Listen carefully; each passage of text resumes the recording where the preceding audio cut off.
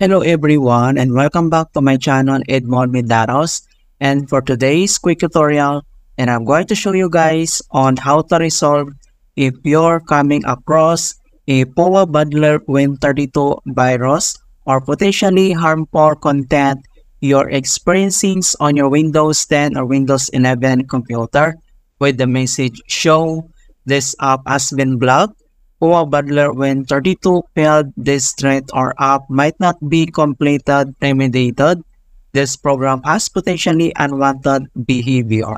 Kung paano ba natin ito i-fix, and without further ado, and let's go ahead. So all you have to do is to open up on a search menu, and then dito sa search for apps, so kailangan lang natin i-type dito yung Windows Security, and then click mo lang dito yung open. And then next step, dito na sa Windows Security at dito sa left side menu ay kailangan mo lang i-select dito yung Virus and Threat Protection. So click mo lang yan.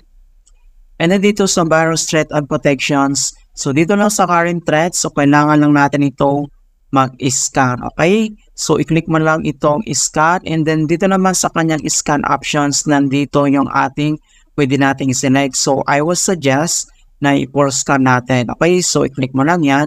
But for now, kailangan lang natin ito i-quick scan. Okay, so click mo lang yung quick scan. And then, dito sa baba ay click mo lang tong scan now. And then, wait natin na ma-complete yung kanyang quick scan running. Ayan, so makikita mo na dito na complete na yung quick scan natin. Alright, so in hope na na-resolve yung problem at na-scan yung ating computer. And then next step na pwede natin gawin, so close lang natin tong Windows Security and then open lang tayo ng ating web browser. So any web browser yung pwede mong i-open. So open lang natin tong Chrome web browser natin. And then dito na sa top right corner, so click mo lang itong tatlong dot. And then select mo lang dito yung settings. And then dito sa settings, so ang next step ay scroll down lang tayo at select mo lang dito yung reset settings. Click mo lang yan. And then makikita mo kaagad dito yung reset settings. So i-click mo lang tong restore settings to their original default. So click mo lang yan.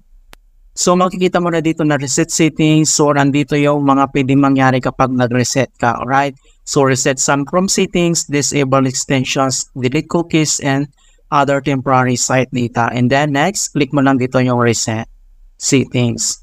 Alright. So ganun lang po kasimple on how to remove the POA Bundler Win32 virus in Windows 10 or Windows 11.